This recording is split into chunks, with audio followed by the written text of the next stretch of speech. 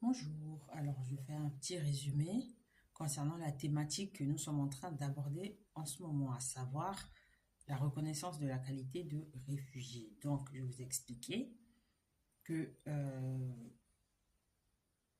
les principaux critères qui permettent de reconnaître la qualité de réfugié sont tirés de la Convention de Genève du 28 juillet 1951. D'accord? Donc, à partir de cette convention, on peut tirer 4 critères principaux qui permettent la reconnaissance de la qualité de réfugié. Donc, on va les citer dans l'ordre selon lequel ils sont établis.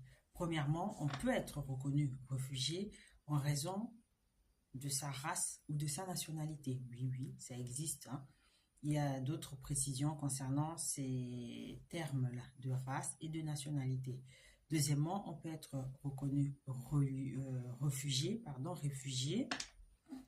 en raison de son appartenance à un certain groupe social. Et ça aussi, je l'ai expliqué. J'ai cité l'exemple d'un arrêt qui a été rendu à propos euh, d'un certain groupe social quelque part qui pratiquait l'excision.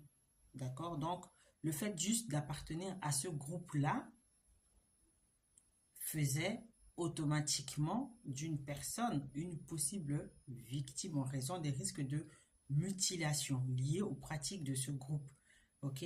Le troisième critère, c'est l'exercice de sa liberté d'expression. Donc, on peut être reconnu réfugié en raison de ses opinions politiques. Et ça, je crois que c'est le critère le plus connu, le plus utilisé, hein, et c'est celui qui permet le plus d'octroyer cette qualité de réfugié. Et ensuite, ou enfin, le quatrième critère, c'est le principe d'unité de la famille. Donc, la convention pardon, de Genève est un principe général de droit qui doit s'articuler avec le droit national, d'accord, mais il reconnaît que la qualité de réfugié peut être reconnue au conjoint de la personne qui est réfugiée, ou alors à la personne qui partage une liaison, ce sont les termes de la convention, hein, suffisamment stable et continue, donc avec le réfugié pour former avec lui une famille.